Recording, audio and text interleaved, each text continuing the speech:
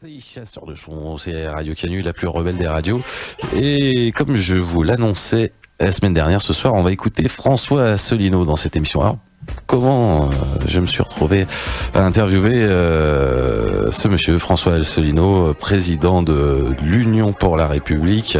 Eh ben, je vous l'explique. Je connais Canu depuis longtemps, et puis j'étais plus trop, mais un copain m'appelle il y a quelques mois pour me dire, mais alors comment on fait pour passer sur Radio Canu? Je lui dis, bah écoute, ça dépend. Tu sais, chacun a son émission, ça dépend. Qu'est-ce que tu veux en fait? Et il me dit, bah voilà, il y a un gars, François Asselineau, j'aime bien ce qu'il raconte sur l'Europe notamment. Voilà, et ça fait quelques temps que je m'intéresse à lui, et il va passer sur Lyon dans quelques temps, et j'aimerais éventuellement qu'il soit reçu sur Radio Canu. Je lui dis, bon bah écoute, si son discours c'est quelque chose d'un peu politique, etc., vois avec les Canu Info. Mon pote se renseigne et tout.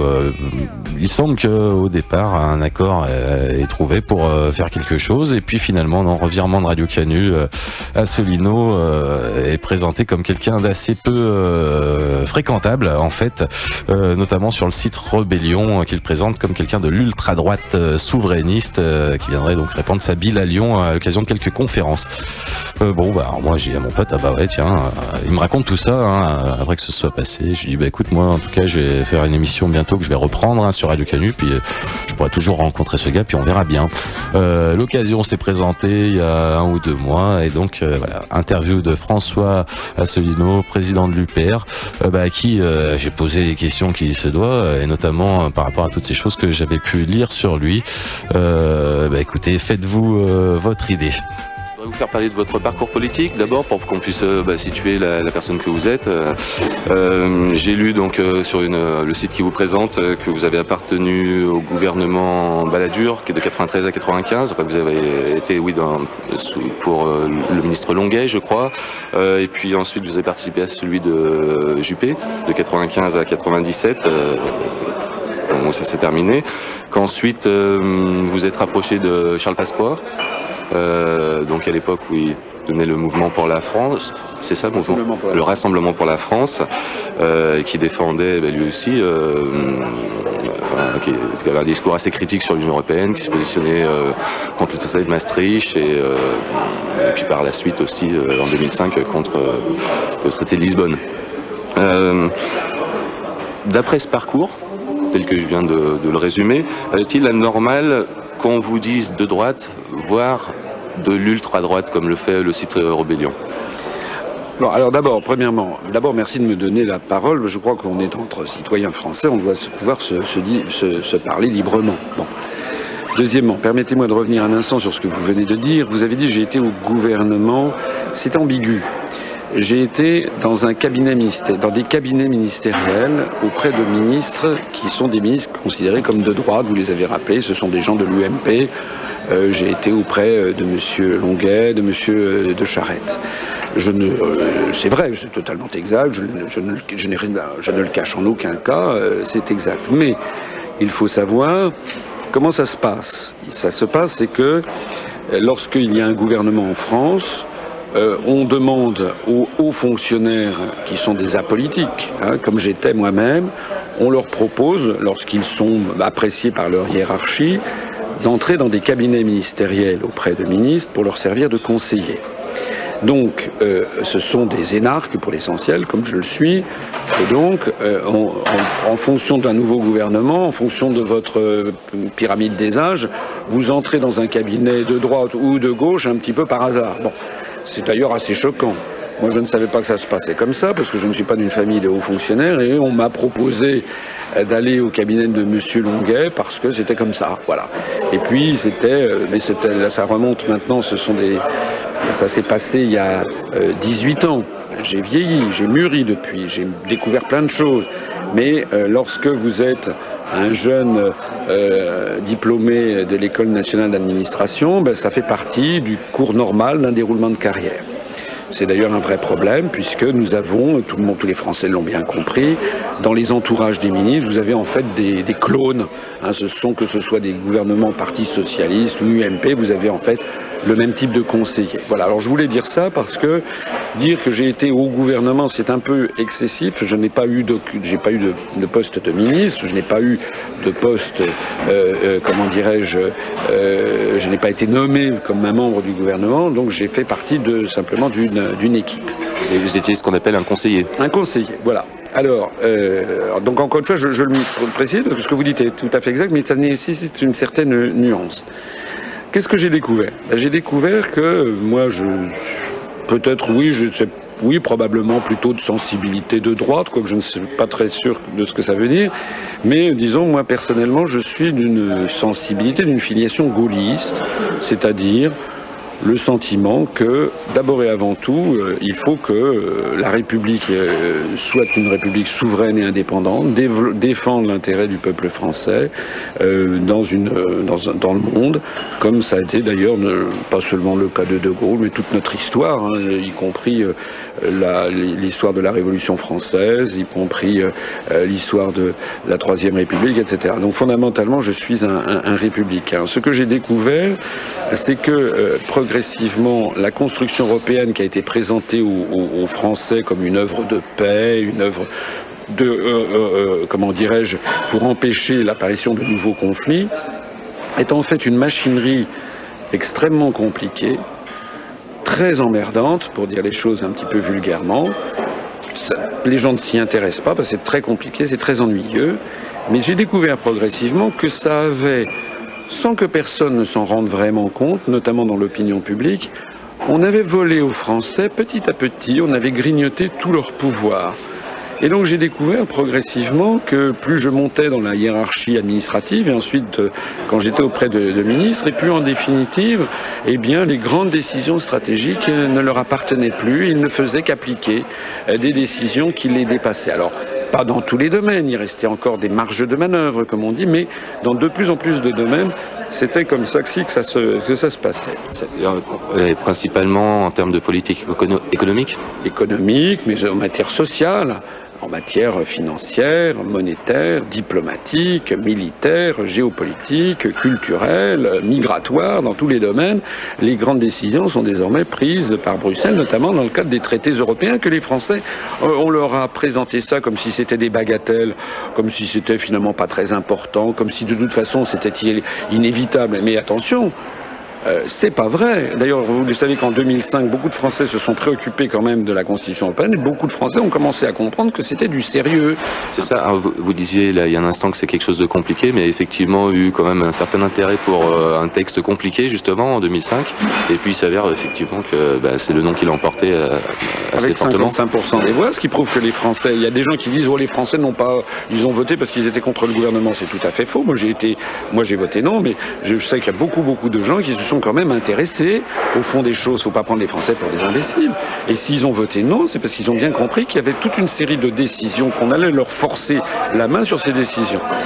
Je reviens à votre question d'origine. Et c'est vrai que donc, après la dissolution de 1997, je suis revenu au service de l'Inspection Générale des Finances, qui est un service de hauts fonctionnaires auquel j'appartiens, et que j'ai de plus en plus été convaincu que nous devions nous mobiliser sur cette question européenne parce que il s'agit, et je pèse mes mots, il s'agit d'un vol de démocratie dont les Français ne sont pas conscients.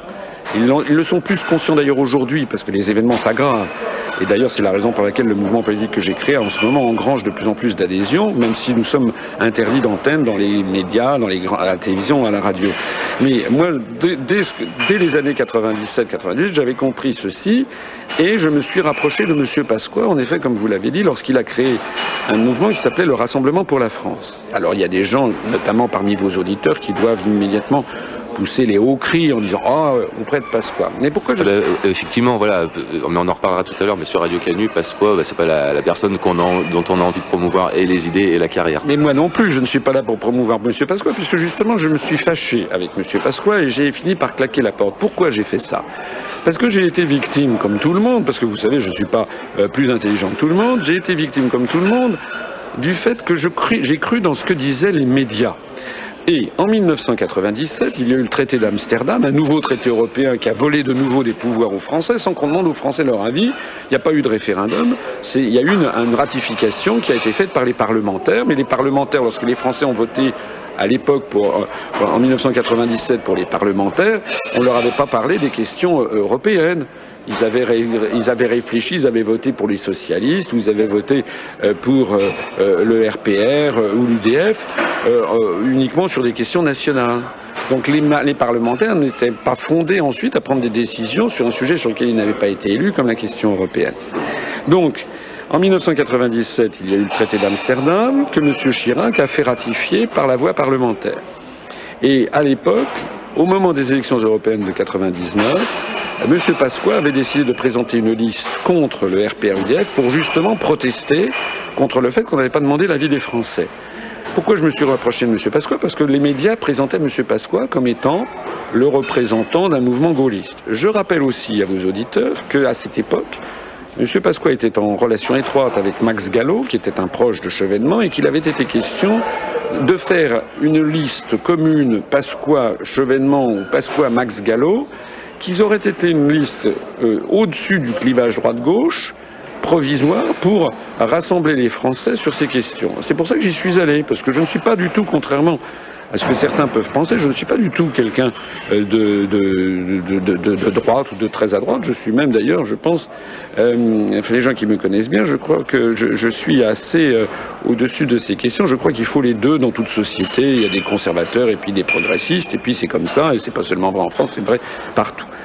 Qu'est-ce que j'ai découvert quand je suis allé au RPF de M. Pasqua? J'ai découvert progressivement que M. Pasqua ne servait pas du tout les intérêts que j'avais cru qu'il servait, c'est-à-dire qu'en réalité, M. Pasqua était une dent du râteau, si je peux me permettre de m'exprimer ainsi, pour en fait réélire M. Chirac. Et moi j'ai découvert, si vous voulez, ce qu'était la politique. Ça a assez bien fonctionné en 2002. Ça a très bien fonctionné. Pourquoi Chirac a été élu en 2002, a été réélu? C'est parce que la droite avait donné ses 500 signatures à pas mal de petits candidats de gauche, Daniel Gluckstein, Christiane Taubira, M. Chevènement, etc., alors que la gauche n'avait pas eu la même malignité. Et M. Pasqua avait dit qu'il serait candidat au présidentiel. Et puis, il a finalement pas été. C'est vrai que ça a beaucoup aidé au passage de Le Pen au second tour. Voilà. Et ben c'est exactement ce qui s'est produit. Il n'a pas été donc. On a eu M. Jospin a été affaibli à gauche par la multiplicité des candidatures, alors qu'à droite, M. Pasqua n'étant pas candidat au dernier moment, eh bien, M. Chirac s'est retrouvé presque seul. Donc, M. Chirac est arrivé à la fin du premier tour en tête. Et puis, comment dirais-je, Le Pen a fait un score qui était un score pas mauvais, 16,2, mais qui n'était pas un score extraordinaire. Est-ce qu'on ne peut pas imaginer qu'à ce moment-là, Le Pen a profité d'une partie des électeurs potentiels de Charles Pasqua? Et que ça a pu lui permettre d'atteindre les 17%. Non, moi personnellement, d'abord, il n'a pas fait 17%, il a fait 16,2%.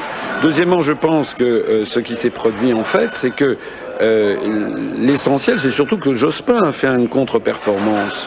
Jospin, il a été en dessous les 16,2, donc c'est tout à fait anormal pour le Parti socialiste. Ça veut dire que Jospin avait perdu des voix du côté gauche, justement, avec cette multiplicité de petites candidatures qu'il n'avait pas vu venir. Il ne faut pas oublier aussi autre chose, c'est que si les Français n'ont pas voté pour Lionel Jospin, les Français de gauche en 2002, c'est aussi parce que Jospin avait terriblement déçu les Français de gauche. Pourquoi? Parce qu'il avait fait la même politique que l'UMP, puisque cette politique, je reviens à ce que j'expliquais tout à l'heure, est une politique qui est décidée par les institutions européennes.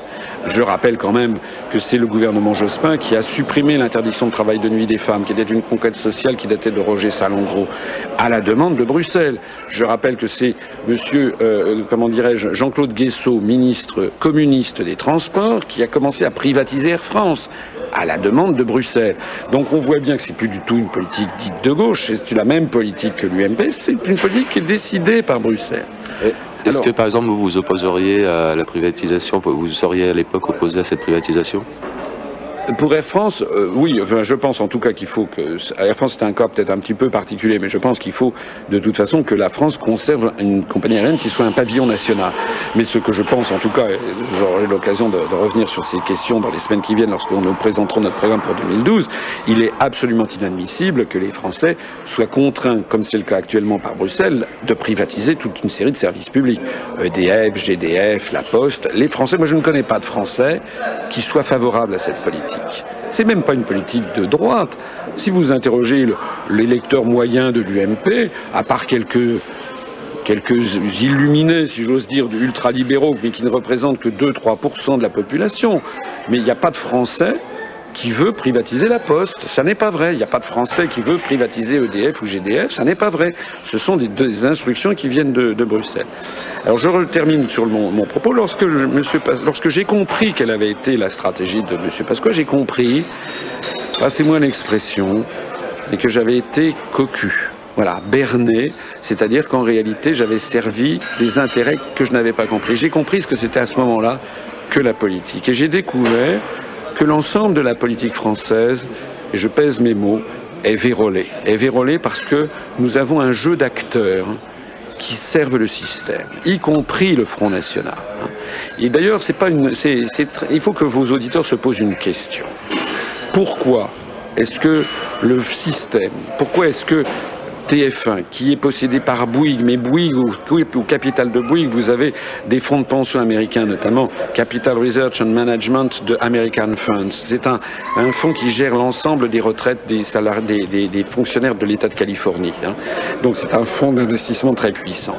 Ils ont quelque chose comme 15 ou 20% de Bouygues. Ça veut dire qu'il y a des administrateurs américains au capital de Bouygues. Ça veut donc dire que TF1 est détenu en partie par des intérêts américains et donc qui vont influer sur la ligne éditoriale de TF1. Et on peut dire la même chose d'Europe numéro 1 qui est possédée par le groupe Lagardère. Lagardère est détenu à 60% par des fonds d'investissement étrangers, notamment américains, mais aussi allemands, etc. Ça veut donc dire que ce qui formate l'opinion publique en France, je ne parle pas d'une radio comme la vôtre. Donc effectivement beaucoup moins d'influence. Oui, mais ce qui formate l'opinion publique en France est géré par des intérêts qui ont intérêt à faire passer aux Français l'idée que la politique menée actuellement serait inéluctable. Voilà. Ça veut donc dire que tous les responsables politiques que l'on montre à la télé sur TF1, ils servent le système. Et ça, moi, je l'ai découvert, je ne pensais pas, et c'est quand même la vérité, y compris le Front National. Le Front National, il a été médiatisé délibérément depuis 28 ans pour faire croire aux Français que si vous voulez défendre la souveraineté ou l'indépendance nationale, ou le drapeau français, je suis désolé de rappeler que le drapeau français, c'est un drapeau qui est, comment dirais-je, extrêmement apprécié dans le monde entier. Si vous allez dans des pays latino-américains, si vous allez en Chine, au Japon, en Russie, dans le monde entier, les gens savent que le drapeau bleu, blanc, rouge, c'est le drapeau de la Révolution française, le drapeau de la liberté des peuples et des nations, le drapeau de l'émancipation des individus, le drapeau de la déclaration des droits de l'homme, le drapeau de la suppression de l'esclavage. La France révolutionnaire a été le premier pays à supprimer l'esclavage au monde. Bon, eh bien ce drapeau est désormais perçu par nos concitoyens comme une espèce de simili-drapeau nazi de fachos qui serait en faveur des chambres à gaz. Vous n'êtes pas le seul à essayer de réhabiliter le drapeau tricolore. Oui, je sais, mais Ségolène Royal l'a fait mais elle a aussi. raison, elle a raison de le faire. Mais je crois que Nicolas Sarkozy pourrait tenir ce discours. Non, je pense pas.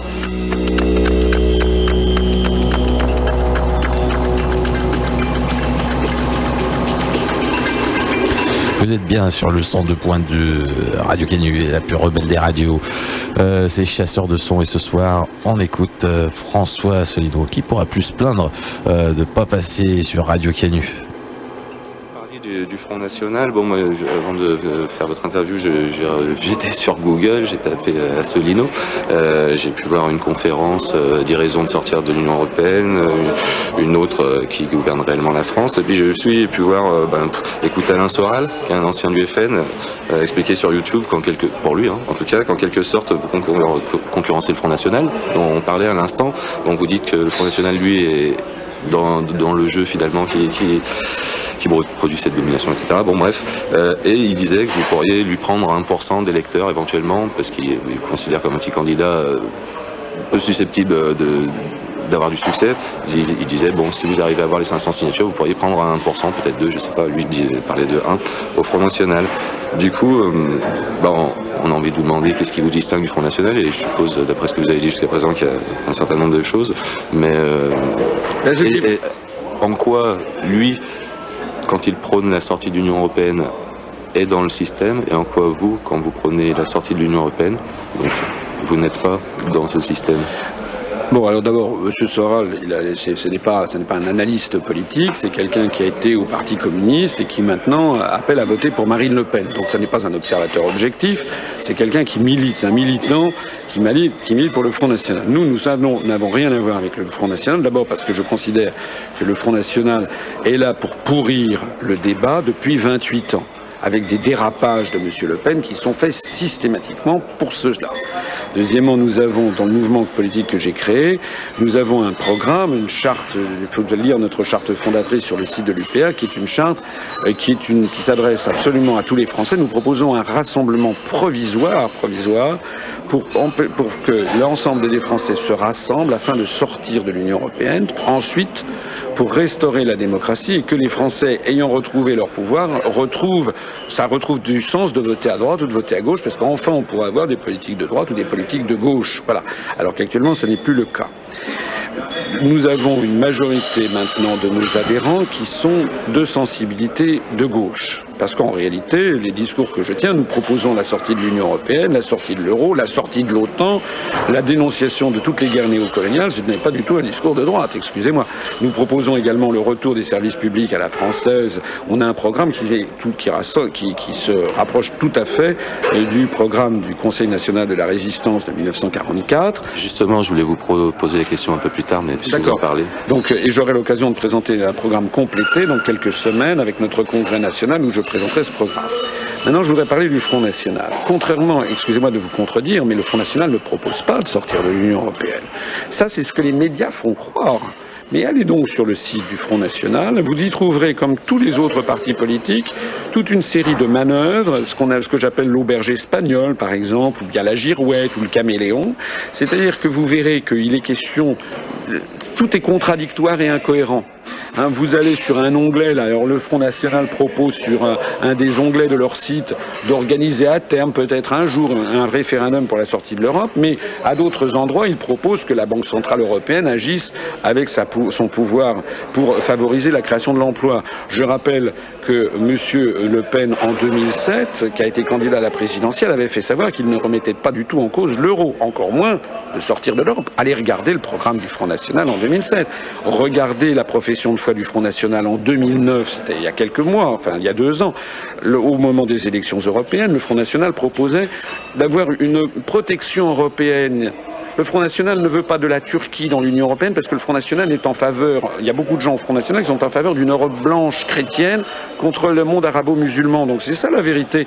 Ce qui fait le fondement des gens qui vont au FN, c'est d'abord un réflexe, je suis désolé de le dire, hein, mais c'est quand même un réflexe raciste et anti-noir et anti-arabe. C'est ce qui fait le fond de sauce, si j'ose dire, du Front National. Ça n'est pas du tout l'hostilité à l'Europe. Et vous avez beaucoup de gens au FN, d'ailleurs ils se bouffent le nez entre eux, qui sont en faveur ils sont tout à fait pour une Europe américaine. Hein.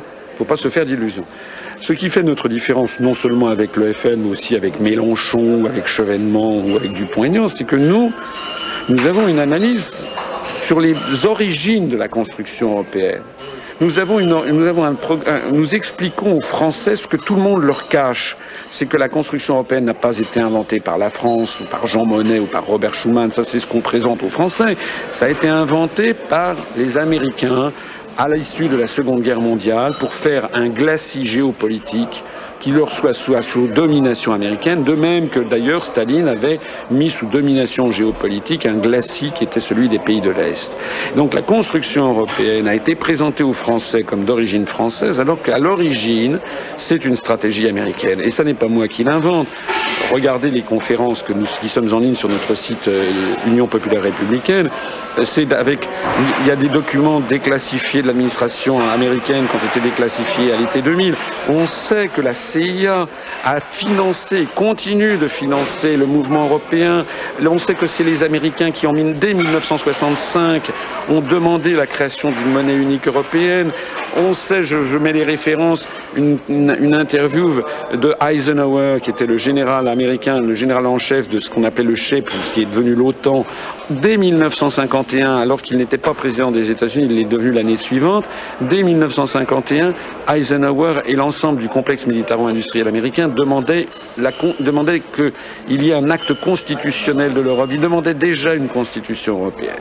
Donc nous, ce qui est l'une des originalités de notre mouvement, il y en a bien d'autres, notamment le fait qu'on rassemble très largement des gens venus de tous les horizons.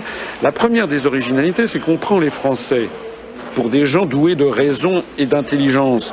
On n'est pas là pour manipuler les Français, on est là pour leur donner les clés, les dessous des cartes.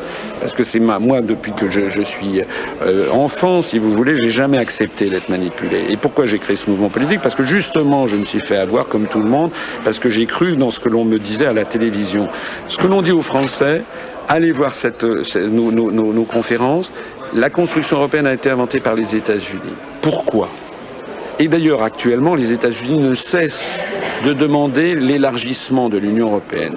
Pourquoi? Pourquoi est-ce que les États-Unis veulent faire entrer la Turquie et pas la Russie? Pourquoi est-ce que les États-Unis demandent l'entrée de la Macédoine, de la Croatie? Vous savez que nous allons être dans l'Europe à 28 au 1er juillet prochain. Pourquoi les États-Unis poussent-ils à l'entrée de l'Arménie, de l'Azerbaïdjan? Pourquoi? Si on nous disait... Pourquoi? Ah ben voilà pourquoi. Alors on dit aux Français, oui, l'Union fait la force. Nous sommes déjà 500 millions au sein de l'Union européenne. Avec l'entrée de la Turquie, on sera 570 millions. La Croatie, etc., on va passer progressivement à 600, 620 millions. Si l'Union faisait la force, pourquoi les États-Unis ne feraient-ils pas pareil? Eux, ils sont 305 millions. Pourquoi ils ne font pas entrer le Mexique? Pourquoi ils ne font pas entrer Ils ont quand même tenté ou même réussi à créer des zones de libre-échange entre le Mexique, le Canada, etc. Enfin, quelque chose d'un peu similaire à l'Union européenne. Pas du tout, parce que l'Union européenne procède à des transferts, à des vols de souveraineté. Il n'y a pas une commission de Managua ou de Tegucigalpa en Amérique qui décide... Oui, ils sont limités à une zone de libre-échange. Voilà, oui, pas d'ailleurs totalement de libre-échange, mais allez donc... Sur la frontière entre les États-Unis et le Mexique, ils ont construit une barrière, comme vous le savez, et ils tirent à vue sur tous les gens qui veulent entrer. Il y a eu plus de morts sur la frontière mexicano-américaine depuis la création de cette barrière avec des miradors et autres. Il y a eu plus de morts là que sur le mur de Berlin au cours des années 1961-1991. Donc ça veut dire qu'ils sont 305 millions d'habitants, ils ne veulent surtout pas que ça augmente. Alors ça veut dire quoi ça? Ça veut dire tout simplement que ça obéit à une stratégie qui est la stratégie définie par les stratèges américains du choc des civilisations, définie par Huntington, et le grand échiquier, ce sont des livres définis par Brzezinski. Les Américains veulent encercler la Russie, veulent que l'Union européenne et l'OTAN soient les deux faces de la même médaille. L'Union européenne, c'est la face politique d'une médaille dont la face militaire s'appelle l'OTAN. C'est pour ça qu'ils veulent l'entrée de la Turquie, parce que la Turquie est le flanc sud de l'OTAN, permet d'encercler la Russie, de surveiller le Moyen-Orient, d'assurer la protection d'Israël. Selon vous, alors, les Américains seraient toujours plus ou moins dans l'espèce de guerre froide, ce qu'on appelait la guerre froide, j'essaie de... Ce que je comprends bien en disant que vous pensez que les États-Unis, en gros, poussent à la création de l'Union européenne et puis à son extension, à son renforcement, parce que ça affaiblirait finalement les Européens et ça leur serait favorable. Oui, parce que parce que ça neutralise. Je l'explique dans une de mes conférences, c'est le 35e des 36 stratagèmes chinois classiques de l'art de la guerre. Ceux d'entre vous qui sont intéressés, je leur suggère de lire, ça a apparu en collection de poche, ça s'appelle les 36 stratagèmes, c'est un manuel de stratégie chinoise qui date de l'époque Ming, donc du 15e siècle, qui est étudié dans toutes les écoles de guerre. Donc, comment dirais-je, il s'agit de faire, plus il y a de gens, plus il y a d'États, et plus on arrive à un système auto-bloquant. Donc, comme je le disais dans mes conférences, l'union fait la force à condition que tout le monde soit d'accord. Mais si tout le monde est en désaccord, l'union fait le système auto-bloquant, et le seul qui peut tirer les ficelles, eh bien, c'est la grande hyperpuissance derrière laquelle s'aligne une grande majorité des États membres. Vous savez qu'au sein de l'Union européenne, la grande majorité des États s'alignent derrière les États-Unis. C'est ce qui s'est passé au moment de la guerre en Irak. Au moment de la guerre en Irak en 2003, le seul pays qui se soit opposé à la volonté américaine de faire une guerre néocoloniale, et c'est une guerre non seulement néocoloniale, mais qui est une guerre d'appropriation, de vol des richesses minérales, énergétiques de l'Irak et de la Mésopotamie. C'est c'est vraiment une guerre néocoloniale. Quel est le seul État qui s'y soit opposé? La France. Mais tous les autres États de l'Union européenne, enfin à part la Belgique et l'Allemagne qui ont pris une position neutre, mais tous les autres États se sont complètement alignés derrière les États-Unis d'Amérique. Et d'ailleurs, la France n'a fait qu'une opposition brève pour ensuite rentrer dans le rang. Et on voit bien que plus l'Europe se construit, et plus en fait nous ne pouvons pas nous opposer aux États-Unis, contrairement à ce que l'on dit. Il y a des gens qui disent l'Union européenne a vocation à faire contrepoids aux États-Unis, mais si c'était le cas, les États-Unis ne pousseraient pas à l'entrée de la Turquie, à l'entrée de tous les États que je viens de dire. Non. En réalité, l'Union européenne neutralise, parce que nous sommes dans une tour de Babel ingérable, et les États sont majoritairement alignés derrière Washington. Vous savez quel est le prochain objectif d'ailleurs? C'est le grand marché transatlantique, avec qui sera un petit peu la cerise sur le gâteau, c'est-à-dire avoir une espèce d'empire euro-atlantiste. Ça a été défini comme ça, il faut lire les stratèges américains, où tout sera décidé par Bruxelles et par Washington, avec leur allié principal en Europe qui est l'Allemagne, et où nous serons simplement une colonie, comme pouvait l'être le royaume de Palmyre du temps de l'Empire romain, avec la reine Zénobie. 310, enfin je devrais le dire en anglais, je suppose 310, c'est le nom de la formation Imaginary Families, le titre qu'on écoute, extrait de leur album After All, c'est Chasseurs de son sur Radio Canu, la plus rebelle des radios. Ce soir on écoute François Asselineau, président de l'Union Populaire Républicaine. Eh bien on termine avec son dada à la sortie de l'Union Européenne. J'aurais aimé vous demander sur la sortie de l'Union Européenne, comment, mais peut-être on peut passer là-dessus. Ce que vous objecte le site Rebellion, que je citais déjà tout à l'heure, c'est que ce qui est dit dans l'article que j'ai pu lire, c'est qu'une sortie de l'Union Européenne, c'est pas forcément un gage d'abandon des politiques libérales, auxquelles des gouvernements dont vous avez été conseiller ont quand même participé eux aussi, comme tous ceux qui ont pu se succéder en France. Donc, deux questions. Est-ce que vous pensez qu'il faut sortir de l'Union européenne pour pouvoir de nouveau avoir des politiques qui défendent le peuple français, notamment vous parliez du peuple français, mais moi je penserais plutôt au plus dans la difficulté, aux plus démunis. D'autres pensent que c'est au contraire l'Union européenne qu'il faudrait orienter vers ce type de politique. Voilà, alors pourquoi plutôt la sortie D'abord, la sortie, c'est également un point qui nous distingue de tous les autres mouvements politiques, c'est que nous disons aux Français, il y a un moyen, nous sommes un mouvement tout à fait légaliste. Il y a un moyen qui s'appelle l'article 50 du traité sur l'Union européenne qui fixe les modalités de sortie pour un État de l'Union européenne. Donc nous déjà, ce que nous disons, c'est écoutez, il y a un article qui prévoit qu'on peut sortir de l'Union européenne. Donc nous disons déjà, débattons-en. Il faudrait qu'on puisse débattre à la télévision des avantages et des inconvénients. Je ne peux pas en 3 minutes ou 5 minutes développer évidemment tous les arguments que nous avons. Donc, ce sont des questions qui se posent en plus en ce moment avec les crises de la dette, etc. Le scandale qui se pose en France, c'est que les Français ne savent même pas que l'on peut en sortir et que le débat est interdit.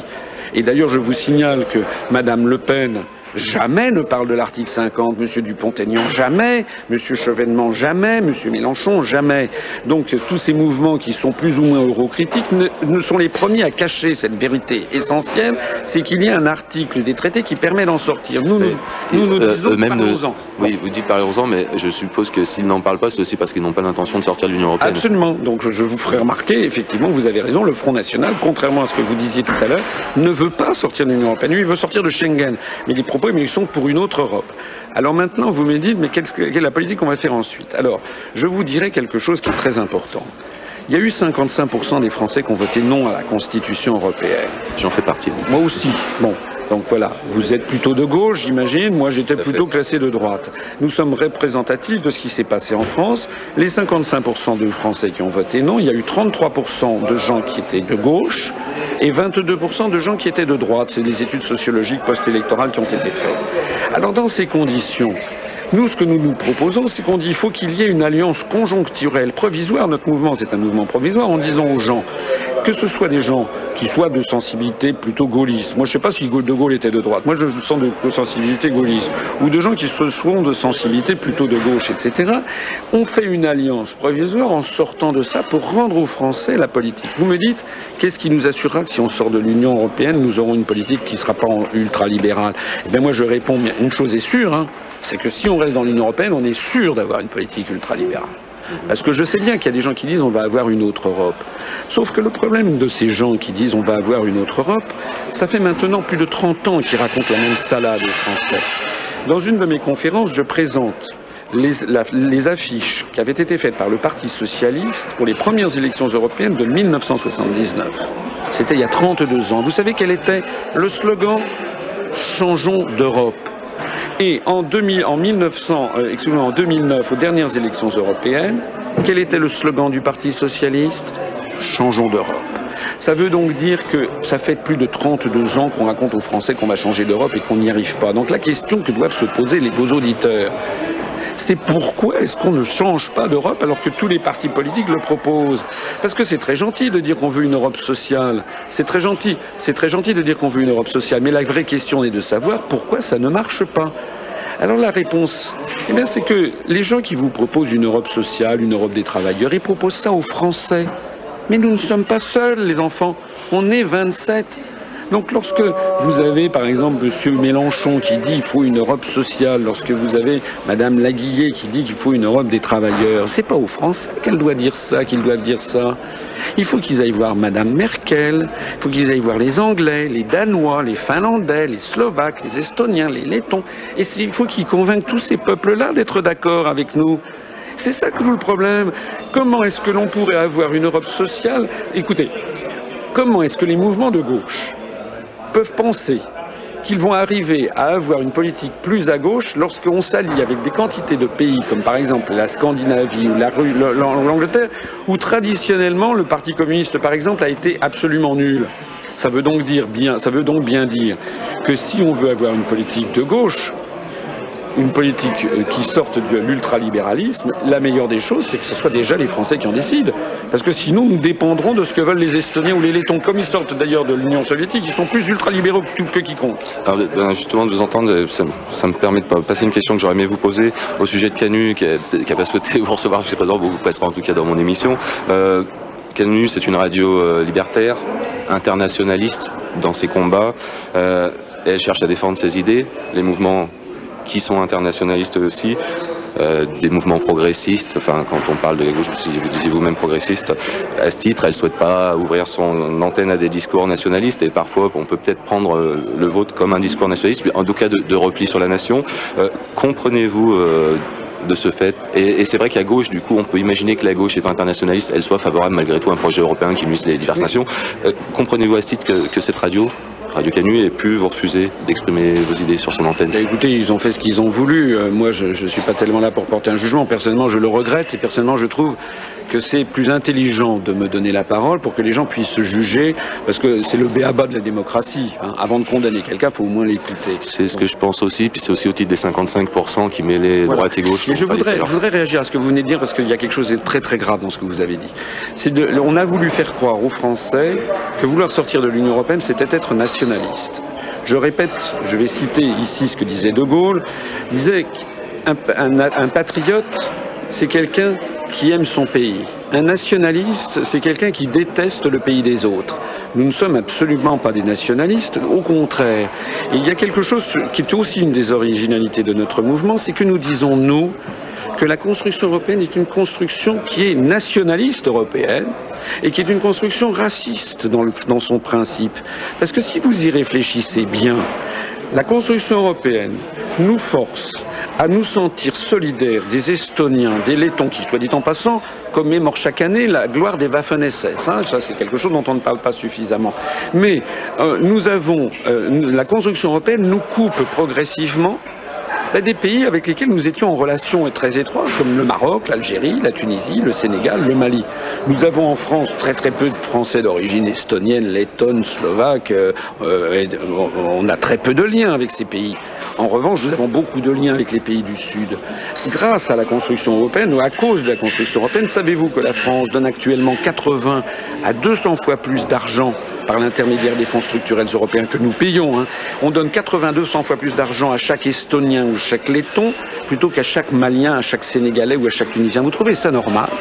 Donc, si vous voulez, les gens qui nous disent « nous sommes des nationalistes », ils sont des gens qui n'ont pas compris que la construction européenne, je pèse mes mots, que vos auditeurs y réfléchissent bien, c'est un apartheid au niveau mondial. C'est-à-dire qu'il y a les peuples blancs qui se réunissent entre eux et qui sont là pour aller casser ensuite les pays du Sud dans le cadre du choc des civilisations. Tout à fait. Bon, peut-être pour conclure, je ne sais pas ce que vous en pensez, mais c'est quand même plutôt à droite qu'on a aussi cherché à donner ce côté nationaliste à l'Union européenne, national européen, comme je disais, avec le refus de la Turquie, qui est quand même plutôt une position de droite, hein, le refus de l'entrée de la Turquie en Europe, ou oui, mais ça ce que certains, comme Giscard, je crois, voulaient mettre dans le traité, à savoir les origines chrétiennes, je ne sais quoi, de l'Europe. Oui, non, mais il y a une mouvance de droite européiste, des gens qui sont des européistes, qui sont pour une Europe blanche et chrétienne, hein, ça c'est bien évident. Mais nous, justement, on considère que c'est justement ce contre quoi nous nous combattons. Quelle est notre vision du monde? Nous considérons qu'au 3e millénaire, il ne doit pas faire de distinction entre les torchons et les serviettes. Voilà. La France, elle a des liens avec l'ensemble des pays du monde, privilégiés avec les pays de la francophonie, mais nous avons des liens avec le Japon, avec l'Argentine, le Brésil, le Mali, le Sénégal, l'Algérie, la Tunisie, qui sont des liens beaucoup plus importants que nous pouvons avoir avec l'Estonie. On n'a pas à avoir de solidarité, excusez-moi de le dire, nous n'avons pas à avoir de solidarité blanche, ethnique et raciale. Et donc ça, c'est une désoriginalité, je crois, de notre mouvement aussi, c'est que nous dénonçons cette espèce comment dirais-je, de choses cachées dans la construction européenne, en vertu de quoi devrions-nous nous sentir plus solidaires des Lettons que des Tunisiens. Je crois que c'est une idée qu'on appréciera sur notre antenne, en tout cas. Merci en tout cas de m'avoir reçu. Vraiment, je suis très sensible au fait que vous m'ayez reçu. Je suis à votre disposition pour venir parler. Je crois que, comme vous l'avez compris, nous sommes tous, sauf la caricature que certains veulent donner de nous, pour des mauvaises raisons, parce qu'ils ne veulent pas que les débats soient mis sur la table. Et vous savez, je crois que nous avons, je ne vois pas en quoi les débats que nous posons sont des débats d'arrière-garde. Je crois que ce sont des débats d'avant-garde. François Asselineau, merci.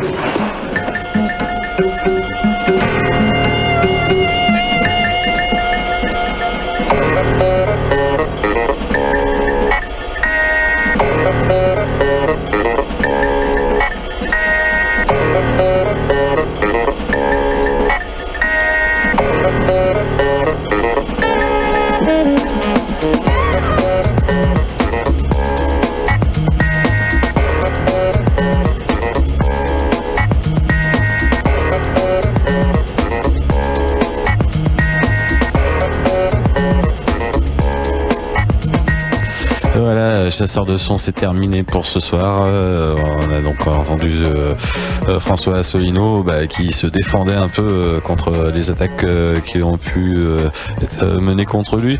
Je trouvais ça intéressant en tout cas d'entendre cette personne, comme je le disais au titre, des 55% de non au traité européen, qui mêlait ma voix à la sienne.